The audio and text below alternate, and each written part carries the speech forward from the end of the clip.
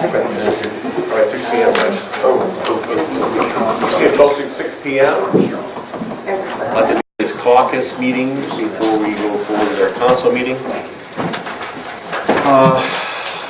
Under old business, we have here's one new item. Well, I'm sorry, old business and one new item.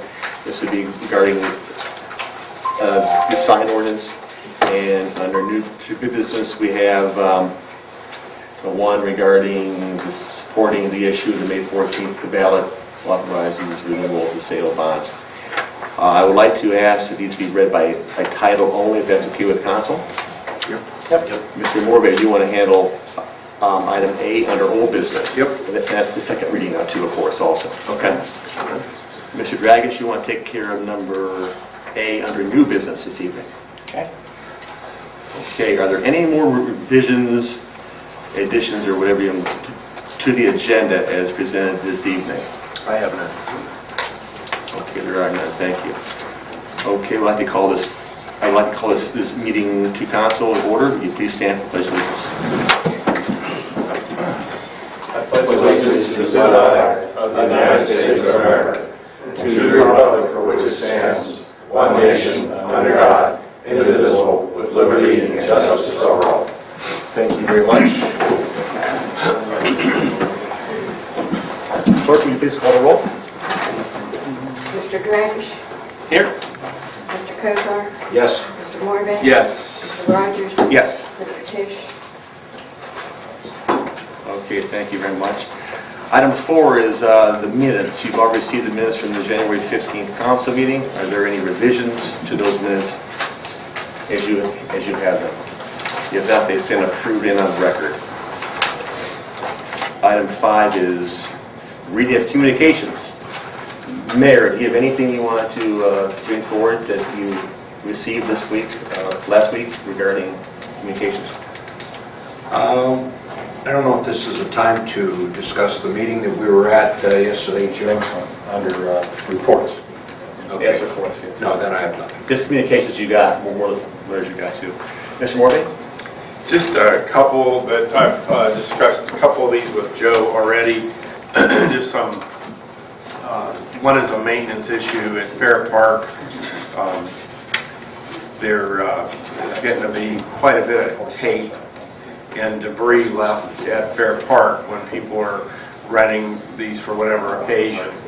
And so we just need to put something in our rent agreement that this also will be taken care of, cleaned up. Otherwise, it's going to get out of hand, and there's a new ceiling in there. It could end up looking pretty shabby after a while. So Joe's going to take care of that.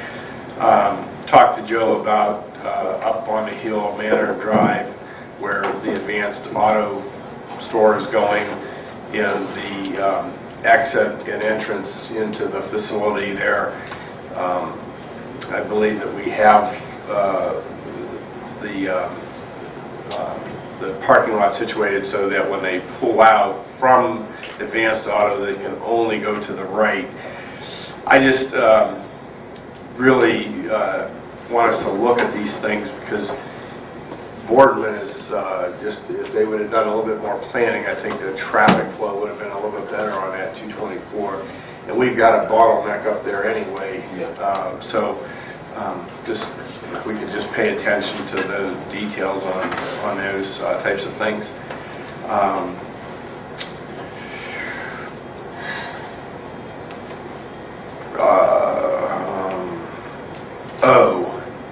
Frank Makia, I promised that we would have transparency. Frank had a good point. He wanted the ordinances read in their entirety. However, we didn't want to be here until midnight. So I think the compromise that we've kind of made is every agenda and ordinance resolution will be on the website prior to this meeting. And that way, a citizen, if they want to go on, review it, read it, and they have any questions, they can address it with council prior to the meeting. And to have some kind of transparency and collaboration, that's what we're going to do. And Joe's promised me by next meeting we'll have that up on the website. So that's it. A couple issues to work out with the way you can link the agenda with the ordinance, so that make it user-friendly. Also, too, Joe, can't they come in early and get it, like the day before? Get that? Yeah, they're typically available on Friday. There you go. There you go. Well, in this day and age with communications, there's no reason not to have that posted. I agree, John. Mr. Dragish, anything to add? No, I'm good. None from Mr. Dragish, okay. On reports from committees and boards. Mayor. Steve? I'm sorry. A couple things under correspondence. Sorry, Joe. Yeah, I had received a letter from one of our residents, and on their water account, they were out of the country, came back and went through their bills and found their water bill was 2 days late. They came to pay it and were charged a late fee of $24.84, and they asked if they could have that late fee waived under those circumstances. I explained to them that the only body that can do that would be council, and I'm asking whether that's something that it's a regular paying customer, they've not had any default or any problem in the past, and whether that's something that you would consider or not.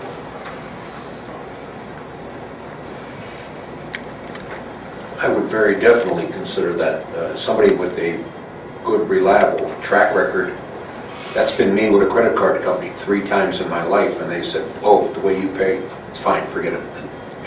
So I, for one, would say $24, waive it.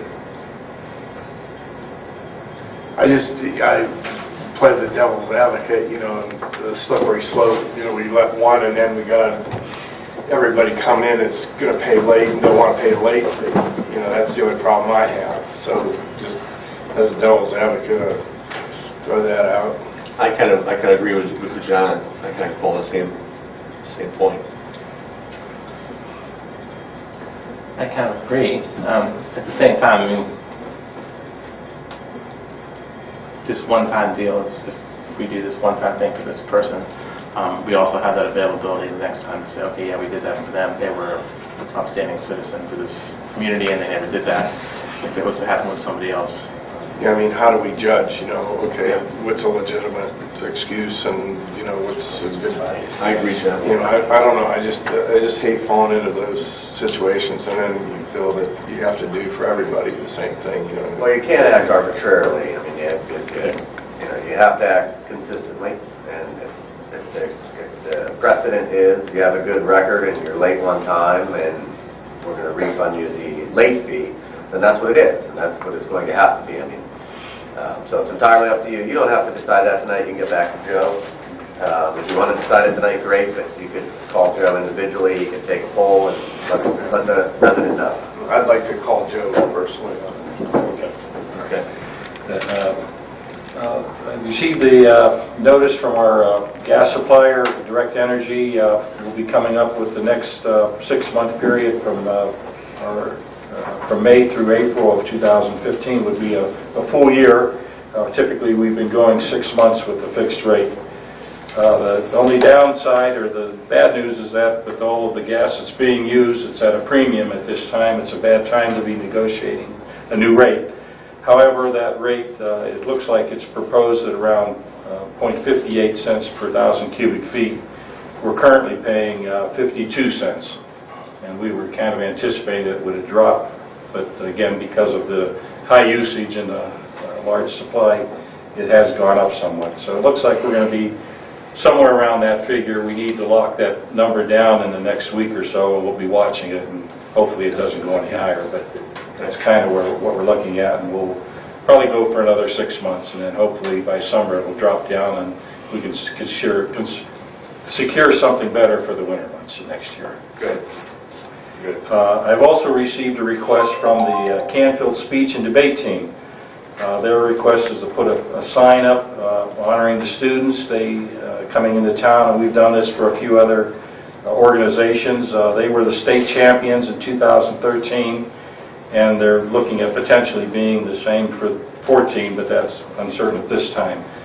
Their request is again to put a sign stating that the Canfield speech and debate team were state champions in 2013.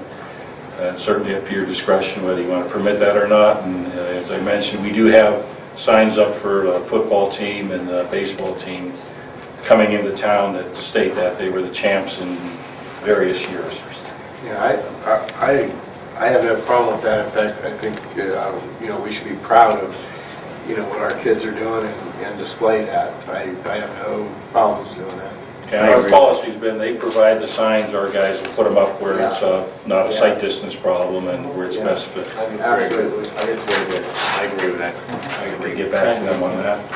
And lastly, I received a thank you letter from First Night, and along with that letter, a request for our continued financial support for 2015.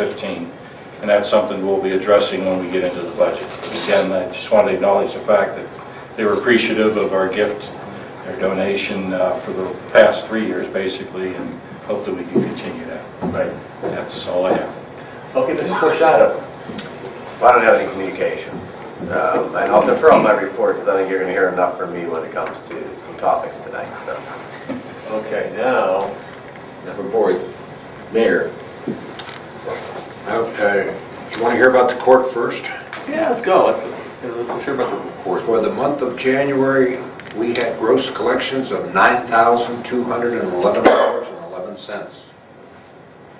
If you remember former mayor's comment in, I think, November, it was a nice high number, and he said most people are coming in, paying their fines, committing their crimes before they have to come before me in January. That's a high number. I don't know how that happened, but it happened. For everybody to know, we did not get all of that money. Those monies have to be distributed to various agencies. So the net was $7,523.11. Should I talk about the meeting that I attended this week? Joe, is that the moment in time? Appropriate there, Mark? Well, you may want to wait. I think we have somebody here who's going to speak on that topic. So I will wait. at that point. Okay, I will wait. Okay. Okay. Mr. Morvan. So the fire district continues to work really hard, and we ought to be proud of our fire district, their response times, and what they accomplish, and mutual help that they give to the different departments. And as you know, January of 2014, the township did get a reduction in their actual charges for their homeowners insurance because the ISO rating went from a 9 to a 6. And so that was hard work of our fire district to do that, and a lot of it had to do with moving water. And that's why in the township you see so many dry hydrant signs now, because we've identified ponds, we've put dry hydrants in, and we've got a tanker that will support that. And so we continue to work on being excellent. With that, you'll hear some noise in the next few months that the district is looking to put another fire station. This all has to do with ISO ratings, and it will go down by Old North Church by the township park. We have some property identified. The township is working with us, and but if we're going to do this, it's projected out to like 2015 or 2016. But the point is, we have to start working on it now. You can't just wait until 2016 and poof, have a fire station. So we're looking at hiring an architect. This architect will be in phase 1 will tell us a punch list of items that we need in order to secure the property, what kind of agreements we need to have with the township, with the fire district, with the city. And and then it's not only the building, but now what equipment are you going to have in this fire station? Who will man the fire station? What will our rank and file look like? Because it's going to be different. And so all these things we're starting to work on right now. So it's an exciting time, and hopefully in 2016, we have this new firehouse, which will keep our ISO ratings very low. So that's it. I have to say one thing. I really have to give you a lot of credit, John. I mean, the board has done a lot. I've served on the committee for about 15 years, and to see what they've done over the course of the past few years has just been phenomenal. And I'm proud of the growth that we've had with your leadership. I really am very glad. Thanks. Mr. Dragish, anything you want to add to it? You want to say anything? No, I'm okay. Okay. Mr. Ruino, committees. Just to add one thing to what John had just reported, the city administration offered a lot of technical assistance to the fire department during that analysis. They did the actual analysis of the ponds and came up with the flows and calculations for the amount of water which had to then be certified to go into the report. So we had provided technical assistance and a lot of assistance to that, and we're appreciative of the fact that they were able to get the reduction that they did. It was good. Great. My report, we do have two pieces of business to attend to this evening legislatively. We have an ordinance amending Section 118303 of the codified ordinance of the city, their sign ordinance, and a resolution of support for the May 2014 ballot, which the Ohio Public Works Commission is asking for a renewal of their program. This has been a program that's been very beneficial to the city as well as many other communities throughout the state, basically. It's helped fund a lot of our storm drainage projects. The stormwater maintenance, Northeast Stormwater Maintenance Project, which was a 4-phase project, was funded through that program. The improvements that you see on all sides of 46 and 62, 224, the South Broad, North Broad, East Main, West Main, the lighting, sidewalks, the widenings were all covered under that grant program. So I certainly would urge your support and passage of that resolution, and hope that the state continues that program for the next 10 years. The next one would be reporting on the meeting. I know a couple of council members and the mayor attended the library meeting a week or so ago. It was very informative. They were able to display a number of the various views of the new library and the activity and the flow of the library. And that information is available on the library's webpage. It's at www.libraryvisit.org. You can follow the drop-downs to get to the Canfield project. And again, very informative meeting.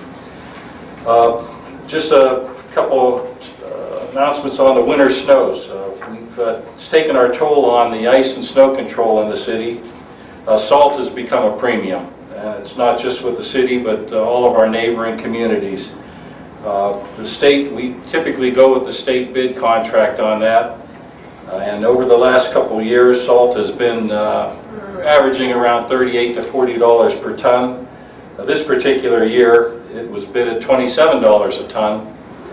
And we had probably the worst winter, so we benefited in that regard that it was at a lesser cost. However, during the time when you enter into this contract in July, you have to estimate your usage. And Canfield, along with our neighboring communities, certainly went with the averages that we've had and experienced over the last couple of years.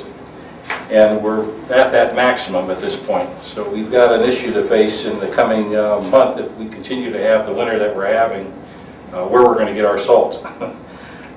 We are working with ODOT and some of the neighboring communities, the county engineer's office, that if they can continue to get salt, that we may be able to barter or purchase some salt off of them to carry us through if the winter stays the way it is right now. But at this point, we have about 120 ton left, and as I say, we're maxed out in our contract amount. I've asked the guys to just basically salt the intersections, the hills, and curves throughout the city. We're obviously still plowing the snow, and certainly asking the residents to be a little more cautious on the roadways, and let's hope we can get through this winter, and we'll figure out what we're going to do for next year. If you recall, about 2 years ago, we had a surplus of salt, and we had to buy and store, I think it was about 400 ton that we really didn't need until, but we did use it eventually in the previous or following years. But in order to not do that, we, again, having a surplus that carried over from previous years, we went with the normal average of about 700 to 800 ton, and we've burned through that already. And as I say, looking at the 10-day forecast, we're not out of the woods yet. So it's something I'm very concerned about, and we're keeping a close eye on, and we'll get through it in some manner. Lastly, I guess that's it. Yeah, the last annexation meeting we had, we'll discuss that a little later in the meeting. Thanks, John. Thank you. Mr. Fortunato? No, I'll defer my... Okay, fine. Thank you. All right, under item 7, under recognition of persons residing to speak before council, may I ask you to step up to the podium here too also, and state your name and address clearly for the record and keep your comments brief. I will go in order as they come forward. Steve Easton from 280 Glenview Drive.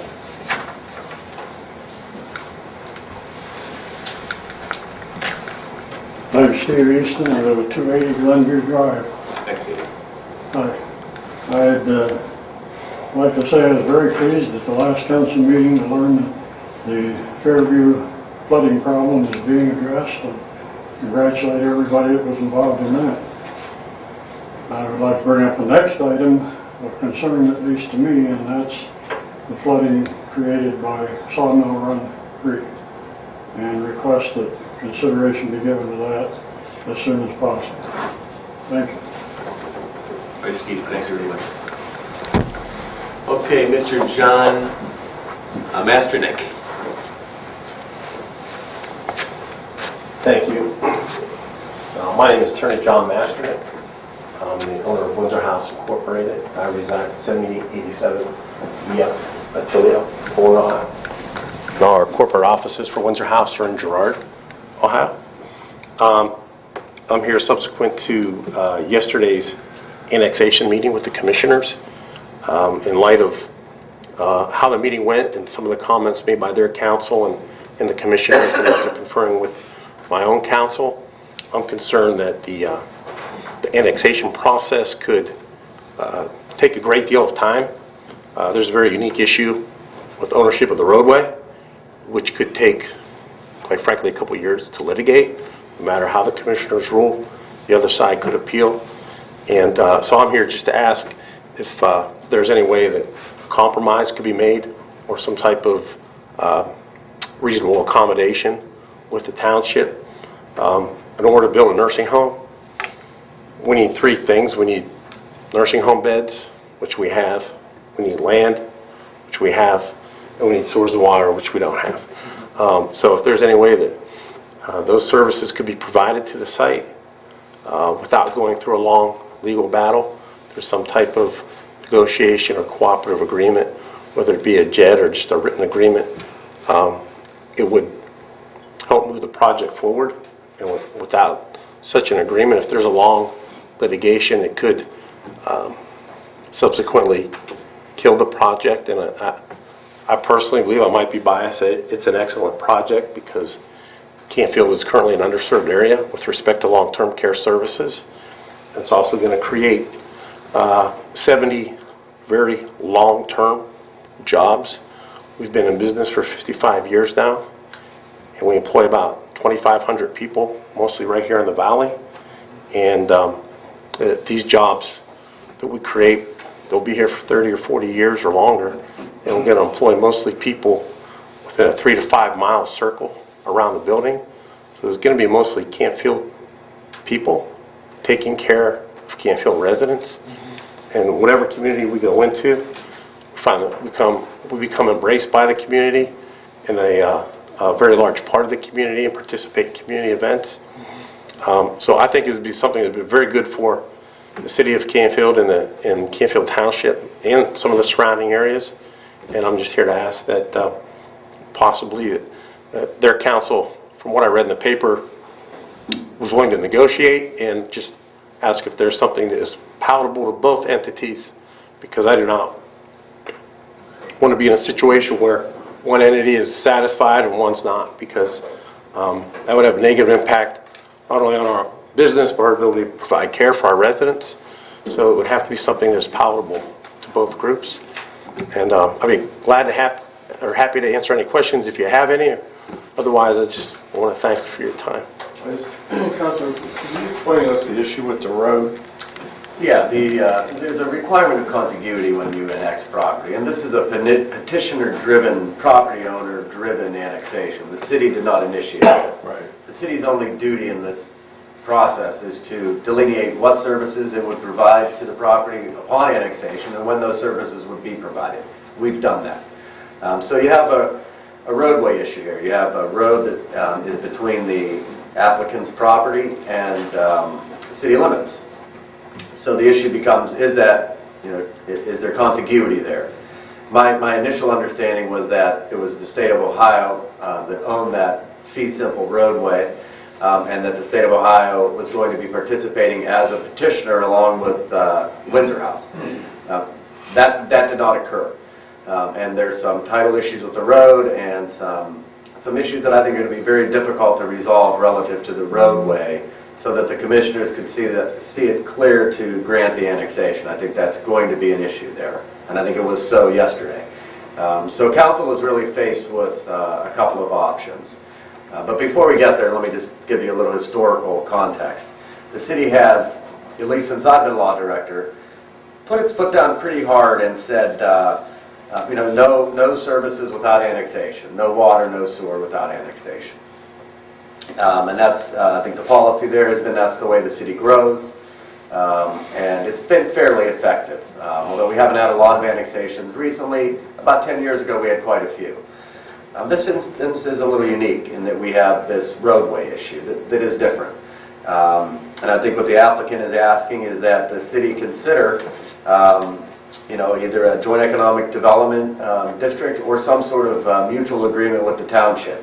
As part of the township's role here, they submitted a proposed agreement for the city to consider. That would be an economic development agreement where the city and the township would share in the income tax receipts generated by the project. But in their draft of the agreement, their initial proposal, we're providing all of the services, frankly. So, the city can do one of two things, the council's, and it's strictly your determination, your decision. You can keep your foot down and say no annexation without services, or you can at least entertain some negotiations here. There is a case involving a prior annexation with the township where the city and the township agreed as part of a judgment entry to enter negotiations relative to joint economic development districts, etc. And we did that. After that court case had been resolved, we sat around this very table, city officials, township officials, and talked about a myriad of joint economic development options. That didn't bear any fruit, but we've satisfied our obligation in that regard. So I don't think I don't want to leave you with the sense that you have a legal obligation to enter into negotiations with the township in this regard. It's simply a business decision for you to make as council members if you think that's appropriate at this time.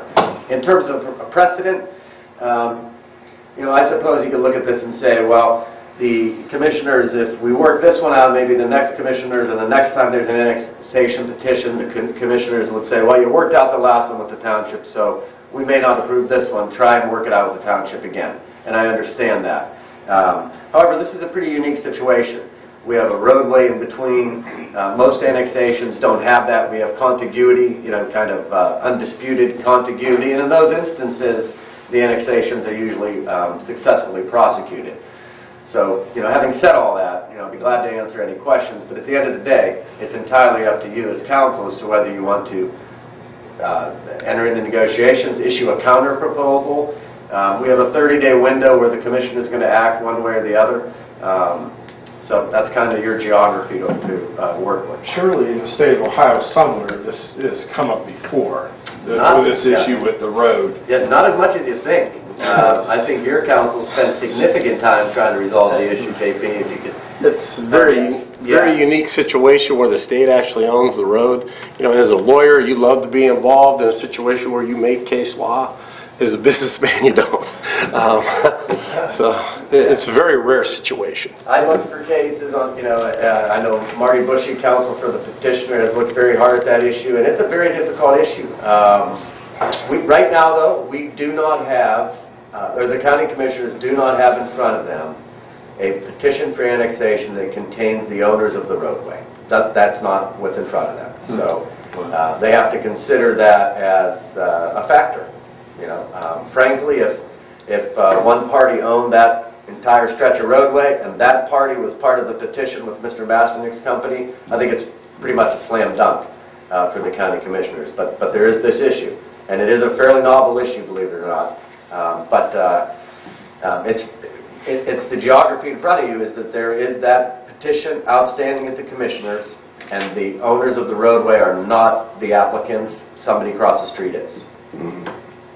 So, John, do you have 30 days to wait until we hear a decision, and then if it's adverse, then we could maybe look at putting an agreement together? Absolutely, I have 30 days, and I'll respect any decision that this body makes. I understand the issues with the city's issues and the townships, and I've been aware of them in the past. I've lived here my whole life, so I'm aware of them. I'll respect any decision you make. Well, I definitely have to agree, too. This is a win-win for all of us. It is. Right. It definitely is, and we have to work something out here. And we definitely acknowledge that, okay? We want you here. Thank you. Okay, we truly want you here. It's good for the community. Okay? Thank you. Anything else? John. Okay, we'll do everything we can to make this happen. I don't know what I mean when I say that. We want you here. You sound like President Obama now.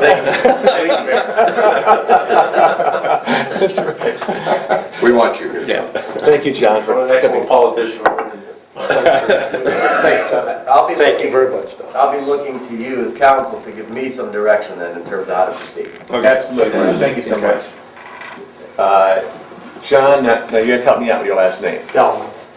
Delman, okay, I'm sorry. John P. Delman. I'm sorry. Yeah, sorry I scratched. Yeah, thank you very much. I live at 111 Towpath, so I am a Canfield City resident.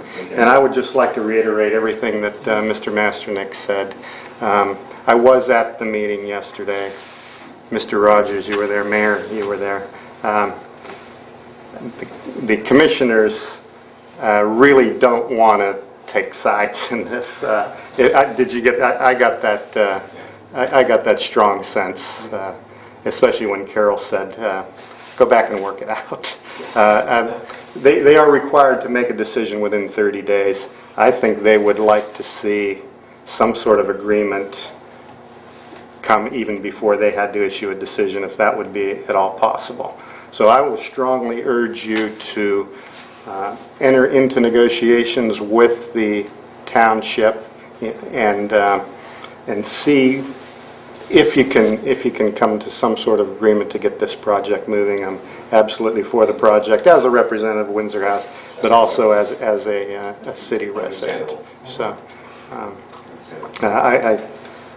if there's anything else that we can do, we'll be glad to do that. But I would hope that council will entertain these negotiations sooner rather than later. Thank you. Thank you, John. Okay. Lastly is Frank Nakia from 220 Glenview.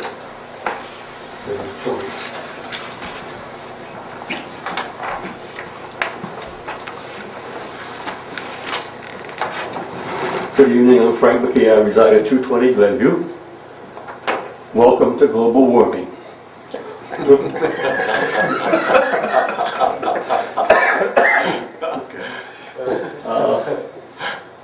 Last month I attended a meeting of the Parks and Cemetery Board, and I read a little spiel to them. I would like to be into the records.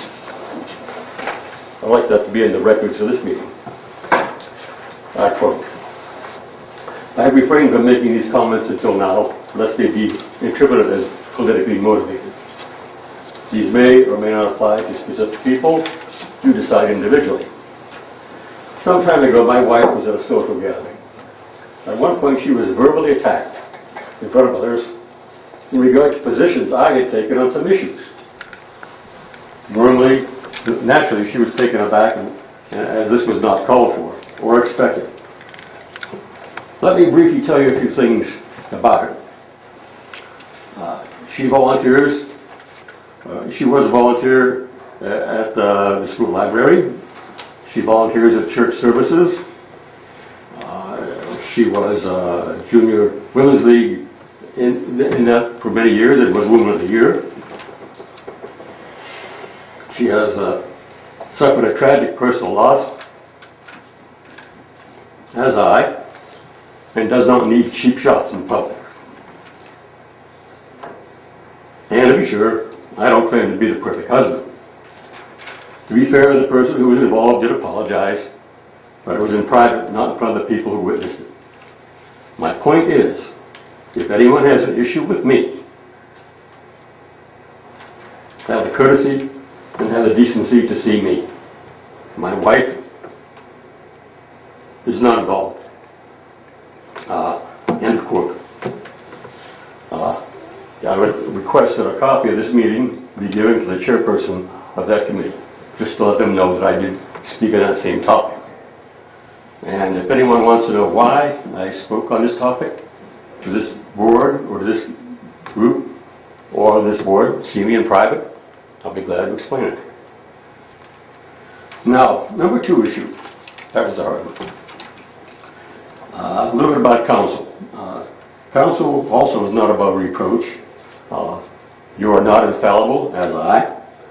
We're going to have differences of opinion. But when we have differences of opinion, whether it be me or anybody else, don't paint that person as a troublemaker. Listen to both sides of issues. Next item, 14 Skyline Drive. At the last meeting, I brought up the subject of 14 Skyline Drive as being a house that's really in bad shape, and it's a stain on the community. I did a little digging and found a sheet at the Mahoney County government offices. There is an owner listed on this sheet. I do have the address, or I think is the address of that current owner. Why is it we can't send a letter to that person saying 60 days or something like that? Give us a plan as to what you're going to do with this house. If not, the bulldozer is going to arrive. We shouldn't have to put up the houses like that in the city. And I'll give this to whoever wants it. I did a little digging to find out where that owner resides, and I think I got the right address. Joe, haven't we addressed all that? We started on that path, and the house went into foreclosure. They're not the current owner of the property. We did a title search on that particular piece of property and still have not been able to pinpoint the actual ownership of that property. One thing I had heard from our zoning inspector that there is some work being done there, and I don't know if who had taken it over. We had also were approached by the church down there. They were interested in the property and gave them what information we had and copies of the title work. And I'm excuse me, somewhat hopeful that maybe they were able to make headway with it, and they were the purchaser of the house. But there is some activity going on there. I'm not 100% certain what it is or who it is, and hopefully the home can be restored. But we've had a handful of folks that periodically come by and ask for copies of the list of the foreclosures and the vacant homes in the city, and that's one that a lot of them felt was salvageable and would like to have taken it over and repaired it, but nobody seems to be able to get past the actual ownership of that particular property. This document says there is no foreclosure. It is foreclosed on, yes. I checked it out. It is Or foreclosed there's some on. And that person you have is incorrect. I did a lot of work on that myself on that, and that's incorrect. It shows that too. No. Yeah. But But no, let's Frank, I do- respect what you did, though. I do respect what you did. Let's do what we can to get rid of these homes. Frank, we were doing it. Yeah, but you see the frustration here. Oh, yeah, I know that. I had hours into that, Frank. Hours last week when we discussed. I had hours in that, locating it. Right. I talked to somebody, they get Arizona, and he said, well, you know, so it's just unbelievable. And that house on Sawmill, well, is it Sawmill? Not Sawmill, Yeah, but Sawmill was one, too. Hickory Hill. Hickory Hill. Hall. There was apparently a guardian appointed for this gentleman who owns that house. It still looks like a dump. Yep. I don't see much happening there. We're definitely aware of that, too. They may We're have- on that. Is Joe's, I mean, sorry. I know Joe's been working on it. Mark's involved with that, too, also, too. Market also, but it still looks like a dump. And it seems like it's taken an extraordinary long time to get it done. Yeah, it's been a long time. Well, that matter's under appeal from the probate court order, Frank. There's very little to see to do at this time when the matter's pending appeal. It's the courts, Frank. I know, I answer time. And I think, Judge Palinki's done I do. Judge Palinki's done a good job on behalf of the city moving that forward. Unfortunately, they continue to appeal his rulings. Okay, well, Just as was explained earlier by the gentleman that's looking to put a piece of property in, and trying to follow the annexation procedures, there's appeals, there's second appeals. Mark can probably spell it out better than me. It just prohibits us from becoming a police state and taking the property over and demolishing it. We have, though, we have done some demolitions. two I know of. When we have Been able to acquire the ownership. Yeah, when we have been able to make certain we know who the owners are and send them the required notice. In fact, we went out on a bit of a limb in one instance because we never heard back from the finance company that owned the property, in spite of certified registered mailing, phone calls, etc. We ended up demolishing that property. We just have to be very careful, though, because we are taking somebody's I property, understand that. and it's a taking of the property. And someday, somebody's going to come back to their home in these instances where a new owner is going to show up and there's just not going to be a structure. So we have to make sure we do it correctly. I appreciate all your comments. Next item on my list, I'm glad that we're going to be putting the agenda up on the website. It's a step in the right direction. And the ordinances, resolutions, motions, everything. Personally, I'd still like to see it be a 2-week process, this week and next week. That's my personal feeling. Read them 2 weeks. And that gives us time to really mull the thing over. So consider that. Lastly, and I know you're waiting for me to get there, special recognitions. Occasionally the city gives out special recognitions, like Nancy Brundage got recognized 2 times for all the work she's done. She deserves some recognition. She did do a lot for the community. No one's disputing that. My point is, how do you decide fairly who should be recognized? What is the criteria for doing that? When you do that, you may be overlooking a lot of other people who have served this community very well and are also deserving of recognition. So it's maybe it's a little bit of a slippery slope. You got to walk a pretty fine line as to how you recognize somebody so you don't slight others who are indeed deserving of that recognition. So my point is, be careful how you do that. And I'm not opposed to people, citizens, coming towards the board or Joe and recognizing somebody that's done an outstanding job, and we'll give them as much recognition as we've given Nancy. I think that's a good idea. Just to you end up perhaps slighting someone who has done a good job, who is not seeking any recognition. Right. A lot of times people don't want to recognition. Okay, gentlemen, thank you for your time. Thanks. Does anybody want the sheet on the 14 Skyline? No, I already have that, Frank. I've got a ton of paperwork on that. It's available on the other side. Started with that. Okay, under old business this evening, item A. As per the provisions of section 4.05 of the Charter of the City of Canfield, I move that council dispense with the requirement of a full reading of the proposed ordinance and authorize by title only. Do I have a second? Second. Second, Mr. Maureen. All right, yeah, Mr. Morbeck. Sorry about that. Discussion? There being none, will the clerk please call the roll?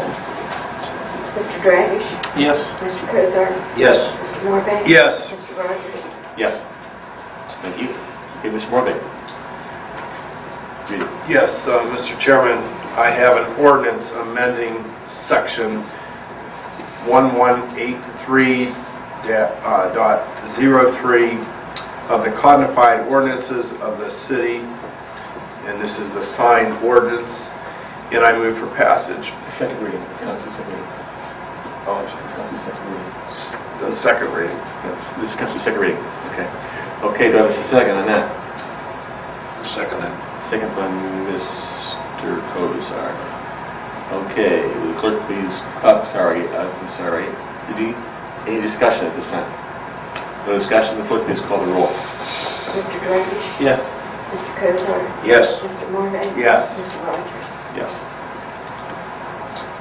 Okay, and the number please is 2014-6. 2014-6. Thank you, clerk. Okay, item number 9 under new business this evening. Item A, as per the provisions of section 4.05 of the Charter of the City of Canfield, I move to be dispensed with the requirement of 2 readings of the proposed resolution and authorize adoption by single upon its first reading. Do I have a second? Second. Second by Mr. Morvay. Discussion. There being none, the clerk please call the roll. Mr. Dragish? Yes. Mr. Cosar? Yes. Mr. Morvay? Yes. Mr. Rogers? Yes. Okay. Thank you. As per the provisions of section 4.05 of the Charter of the City of Canfield, I move the council dispense with the requirement of full reading of the proposed resolution and authorize by title only. Do I have a second? Second. Mr. Morvay. Discussion. There being none, clerk please call the roll. Mr. Dragish? Yes. Mr. Cosar? Yes. Mr. Morvay? Yes. Mr. Rogers? Yes. Thank you. Mr. Dragish. A resolution supporting the issue on the May 2014 ballot which authorizes the renewal of the sale of bonds by the State of Ohio to fund the State Capital Improvement Program as administered by the Ohio Public Works Commission and encouraging the voters of Ohio to vote yes for this issue. Okay. Move for passage. Move for passage. Move for passage. Thank you very much. Okay. Do I have a second on that? Second. Mayor Kosar. Any discussion? There being none, clerk please call the roll. Mr. Dragish? Yes. Mr. Cosar? Yes. Mr. Morvay? Yes. Mr. Rogers? Yes. And the number is? 2014-3. 2014-3. Thank you. Item 10 for comments from members of council. Mayor? I feel very, very strongly about this opportunity that we have to bring this new facility, this nursing home, into our community. I think we have to move very carefully, I think we have to move very cautiously, and I think we have to move very aggressively to get this done. What the answer is, as I sit here right now, I don't know. But there's got to be an answer out there to make this happen. Thank you, Mayor. Mr. Morvay. I just want to just follow up a little bit with transparency of putting these the agendas, the ordinances, resolutions on the internet. And I welcome anybody once they've read these or reviewed them, that my phone is open at the office. Call me at home. Call me on my cell phone. I'd be more than glad to discuss them with anybody prior to the meeting, and including you.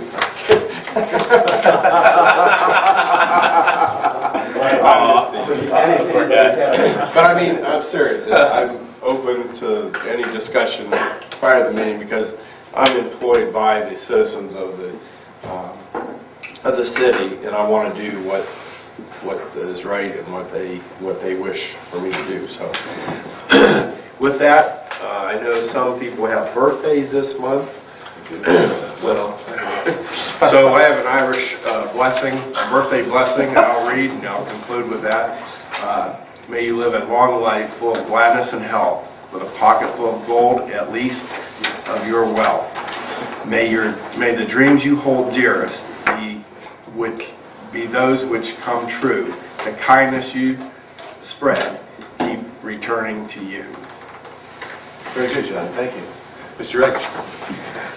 Just kind of following what Mayor Kozar kind of said, I think, I've known the Windsor House name for several years, and not them, but I have other clients of, say, a nursing home and those similar kind of jobs that they're going to be offering and stuff like that. And I really do agree that bringing that to this community would be a very, very good thing, not only for the people of Canfield, but for the city and for everybody kind of involved in it. And of a lot of the businesses that have those kind of facilities, they're probably one of the top-notch, taking details to the nth, and crossing the T's and dotting the I's. And I think they're great people to work with. So I hope we can work with them some way to figure this out. I kind of have to echo what Donnie and John both said too. Also, too, it's very important we do that, and also to please. I mean, if people need my cell phone number, call me anytime for anything you want to know before our meeting. As John mentioned, we're open. We work for you, and feel free to call us anytime. We're here for you. So, with that said, I would like to adjourn this meeting. Thank you for coming tonight.